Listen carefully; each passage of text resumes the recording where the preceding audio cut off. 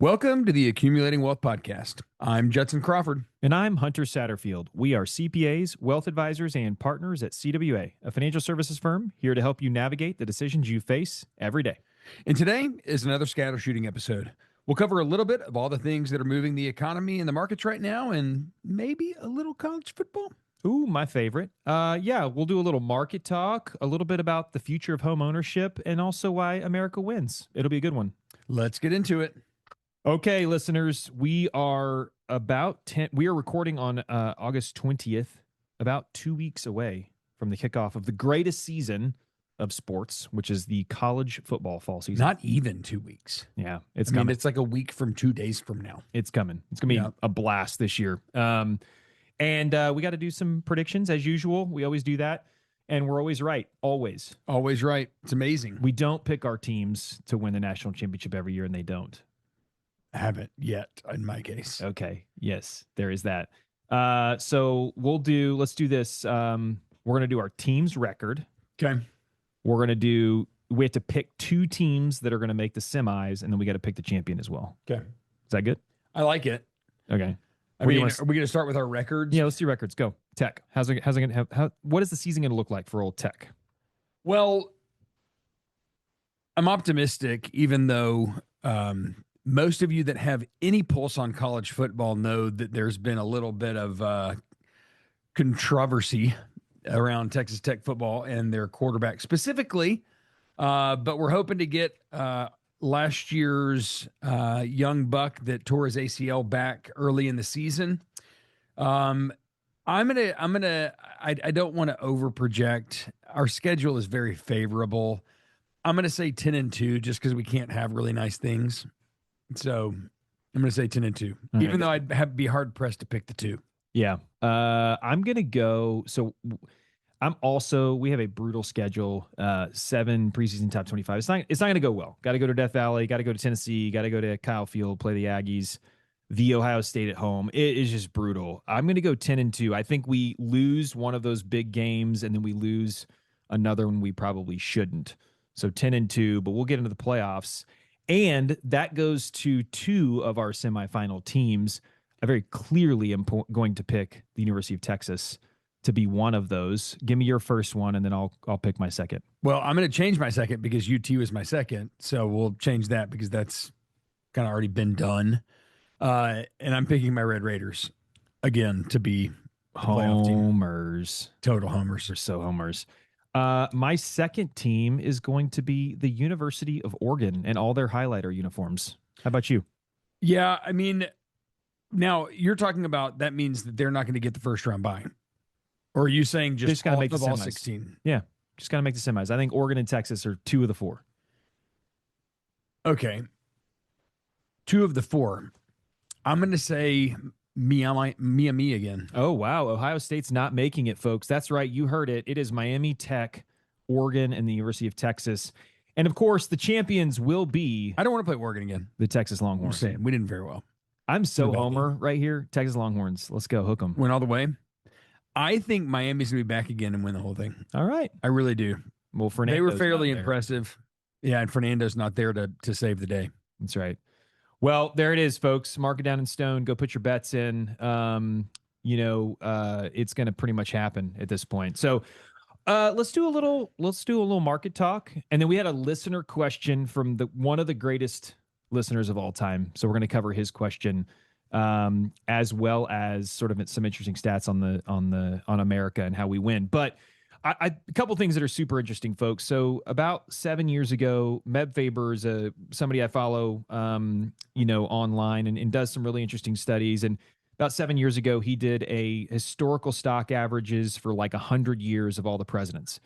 And this is what he came up with. So year 1 of a president, historical stock averages, markets up 6%, year 2, 5%, year 3, 22%. Year 4, 11%. Now, Judson, you might ask, why am I saying this? And it's because we're about to enter year 3 of this presidential administration. So if based on history, it should be the best of the years. Now, are there outliers in that? Of course. Yeah. What are Can you tell what they are? No, I can't tell Okay, what they are. I didn't know. Why do you ask questions like that? I did, but it's because you Specific. have a lot of information in front of you. Yeah. Well, and so historically, what we're about to do is enter one of the best periods. Was really interesting too is that typically in year 3, small caps perform the best of any sector. Well, I mean, they're not doing too shabby right now. Indeed.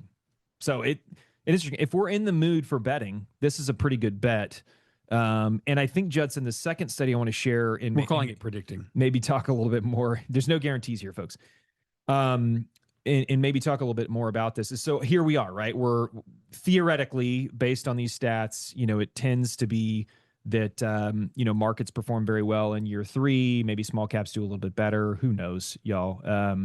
So many things could happen. But the next one that I thought was interesting is something that just came out from Creative Planning. They have a good research arm. And since 1989, money invested when the market is at all-time highs actually outperforms money invested on any given day. Interesting. Pretty staggering. And again, this is now counterintuitive to a degree. Exactly. 30 years. And I think it coincides a little bit with this because I think at parts we might say, could we really see another market increase next year when we've already seen 3 in a row? Fascinating question. But again, it tends to be over the last 30 years when you invest at all-time highs, it continues to do even better long term. So you can see the stat, Judson. I'd love your opinion on sort of this theory, but basically in the short term, it's like, hey, it doesn't really matter. But when you really get out 3 and 5 years, money invested at all-time highs does better than money invested at all other time periods. What do you think by about a decent that? margin? Yeah. What do you think about that? I think that what that means is that none of us actually have a crystal ball. Yeah, I think that I totally agree, by the way. And who really knows? I think the other piece here is that when the market tends to be doing very well, it continues to do very well, right? I mean, I think that's sort of intuitive. And at first glance, you might say, that sounds so stupid, Hunter. Why would you even say that? But it's true. It's like, if we are entering this next sort of AI phase and AI really does impact things very positively, and we see robotics and all these other types of things, it's intuitive that we would continue to see the markets grow. And there are outliers for sure. But I think, it coincides a little bit with what we see in that presidential study as well. And everything is, and again, I think that everything is timing, right? Where we are currently in a period where we have gone, like you just said, multiple years in a row of market growth. And so, statistics look different if we were in a trough at the moment, right? Especially on shorter term. But I think that ultimately going back to it's, all of these things really just go back to the fundamentals that we always repeat on here time after time which is keep putting in your dang money, keep doing the things that are going to get you where you need to be, and don't second guess it too much. Yeah. Don't go partisan. Don't overthink it. Just keep buying. I mean, that's what we say over and over again. And those 2 studies at least give us some direction that things might perform positively. Of course, maybe that means they go down. Let me ask you a question. Tech winning the national title, okay, or a 10% market down year next year. Which one are you going with? Those are my 2 options. Well, you have to have one of them, is my point. Oh, I have to have, well then, I should say. No, they have to go together. Correct. They have to go together. This is really hard because I love my clients in America a lot. I'm going to go with tech. I mean, because it's going to bounce back, and it's really what it is that this will be a good opportunity for me to teach my clients to keep investing. It's just been so easy for them with the market going up. I want it for my clients, not for me. Yeah. So the question becomes, by the way, listeners, I paint him into a corner there. He had to answer that, I think, pretty much. But I think the question becomes, if the market's down 10%, how are you going to pay for your national championship tickets? That's right. And I will take a bus to wherever it is and just whatever $20 handshake to get in. That's right. All right, I'll start a crowdsourcing. It's going to go great. Yeah. Okay. So speaking of America and how much you love America, cool little study came out that basically says U.S. businesses last longer. Okay. So what this study did is it's the survival rate for U.S. businesses, corporations, over 1, 3, and 5 years, and it compares us to all of the EU, the UK specifically, and Germany. So let's just explain what this looks like, folks, since you're not looking at it. So over a 1-year run, historically, about 78% of U.S. businesses make it, 82% of the EU, 93% of the UK, and then 73% of Germany. So on a 1-year basis, like, it tends to show that the U.S. doesn't perform as well. But when you go out 5 years, we're smoking everybody. 51% of U.S. businesses make it versus 46, 38, and 37. So I think that's interesting for a couple of reasons, Judson. Obviously, the U.S. economy is one that is hyper-focused on capitalism, whereas some of those others are not as much. We also create a ton of businesses, and a lot of those businesses fail in comparison to those other countries. But then the ones that make it for a long, long time, right? It shows, like, as an economy, generally speaking, the U.S., like, we don't hesitate to go out and take risks and take big risks. And we know that some of those things are going to fail, but man, we win long term. Yeah, and I'd be really interested to know the numbers behind this. Meaning, what I mean by that is how many businesses, like when we're talking about that 1 year, how many businesses are started in the United States compared to, like, Great Britain, for instance? Probably more.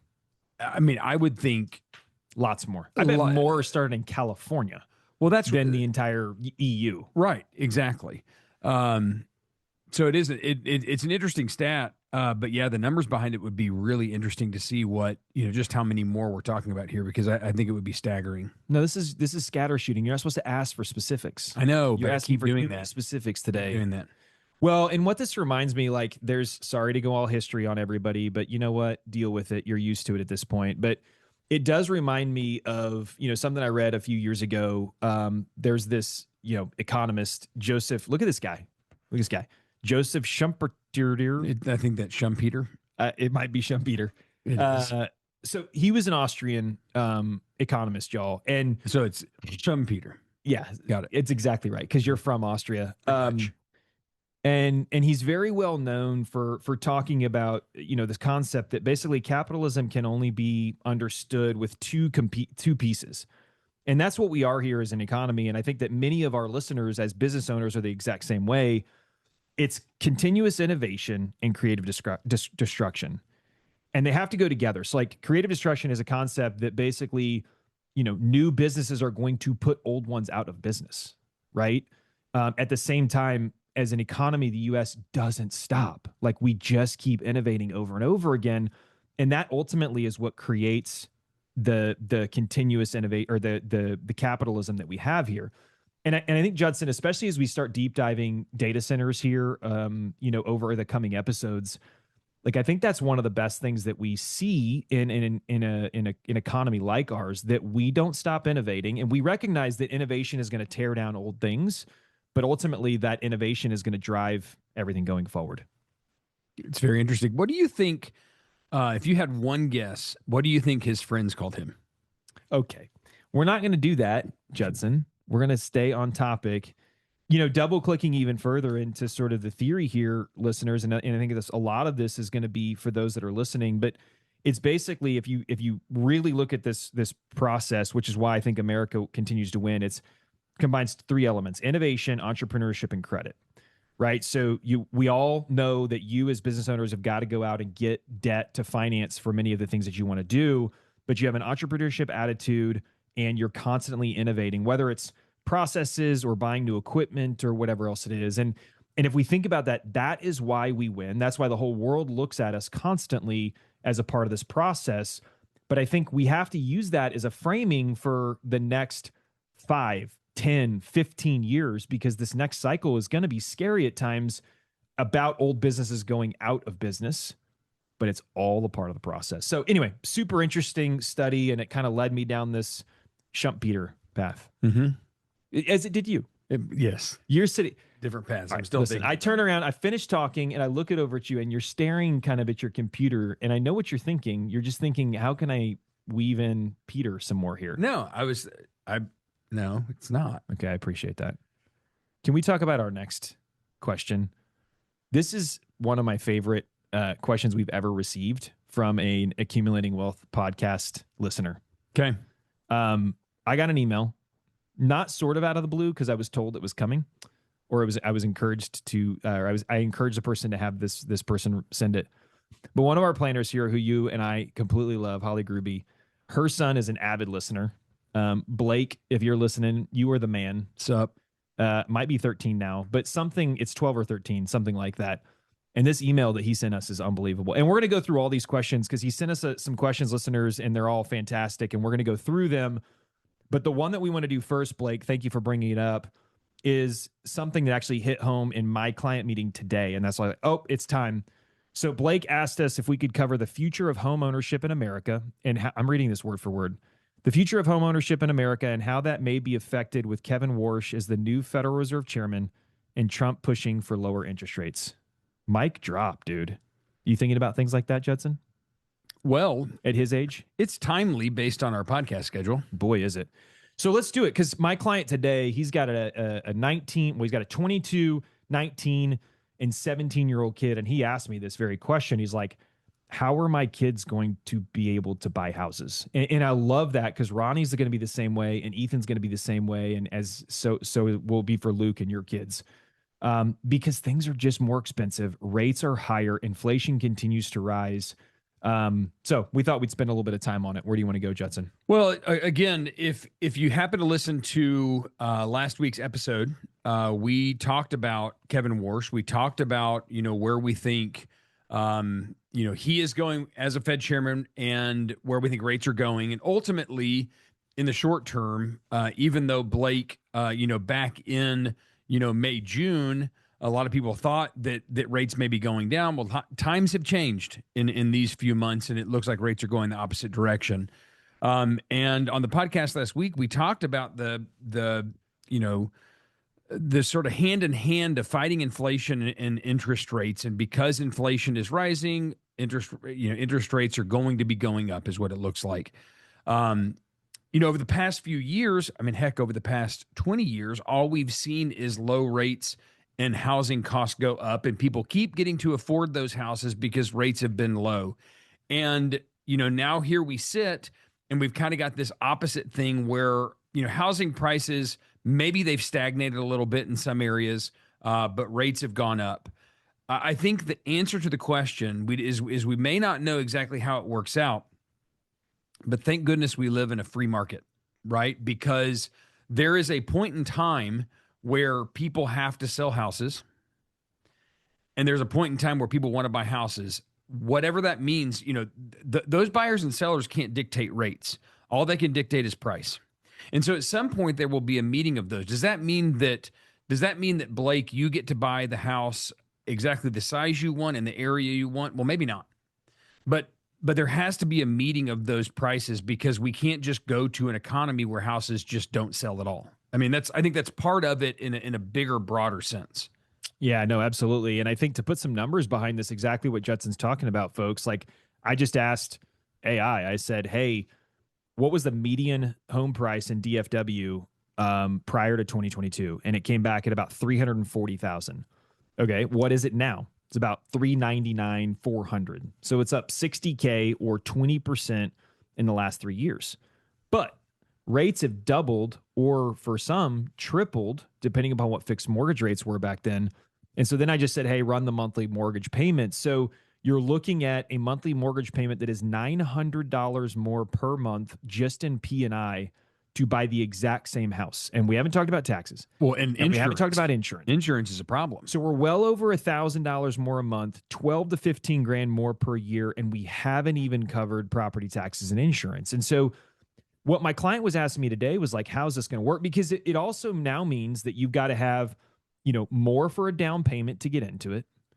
And you've got to have more on a monthly basis, and it's going to get worse and it's going to get worse. And I think there's a confluence, to your point, like a free market really helps, but there's a confluence of other ideas we've been touching on this summer, like demographics is a great one. And if you remember going back to listen to that one, listeners, he talked about like the next 10 years, as many of these kids that have just graduated from high school or college, which is the highest ever, start to get into housing formation years, there are actually going to be more buyers looking for homes. So if we can continue to build homes, we're going to be fine. But at the same time, there's going to come a time where this cliff does happen. And the question's like, okay, well, how's that going to work? The other thing to think about is as these folks go in to buy homes, what does a world look like where we have drone delivery, where we have maybe robots that are delivering stuff, robotic cars or autonomous cars or whatever else it is? I believe, hot take, I believe that the current 17 through 23-year-olds will be more open to living well outside of cities in smaller towns and regional towns because they get a better quality of life, a lower cost of living, and they can still have many of the services, nice food or whatever delivered to them, and they can do so in a better price point. And so it might create a little bit of downward pressure on housing prices inside of urban areas. So there's a lot to think about, Blake, and I think that you've asked a really great question that I don't know that we necessarily have the answer to, other than saying a free market will help take care of this for many of the listeners. Well, the other thing that, and again, going back to that demographics episodes, if you didn't listen to that one, it's super interesting. But, one of the things he talked about was, as they look at it, he's sitting in New York City, and as they're looking at it, the age of household formation, I think he said, was somewhere between like 34 and 43, right? That's who they're looking at as their buyers. Well, as Blake sits there at 13, and we also said this is, to each other, is, probably because home prices were lower than national averages, you and I got into our first homes in our early 20s, right? That's abnormal for many areas that were more expensive for bigger cities, the Bostons, the New Yorks, the LAs. People couldn't buy homes at that age. And so maybe in other areas, that age of household formation really does look like more in your 30s, and it's really, really hard when you're in your 20s. Again, I just don't think it means that you're just not going to own a house one day. Yeah, the final thing I would probably touch on here is we will have a lot of those homes are going to be going from baby boomers, Gen Xers down to those new generations. And a question becomes like, as baby boomers maybe move into assisted living or pass away, are they going to be willing to maybe just gift some of those homes to their grandchildren? I think Gen X, we are seeing now, both Gen X and millennials, a lot of this craziness going on as kids go to college and, these parents are paying 20 grand for interior designers for dorms, which is just bananas, by the way. Or like $6 grand for a sorority consultant. I mean, this generation of parents is different. And so will they come alongside and help their children? Again, it's a fascinating question. Now, that does push home prices higher because people will have the down payments. They will have the monthly mortgage payments. And so I think that's also a competing factor to what we're talking about.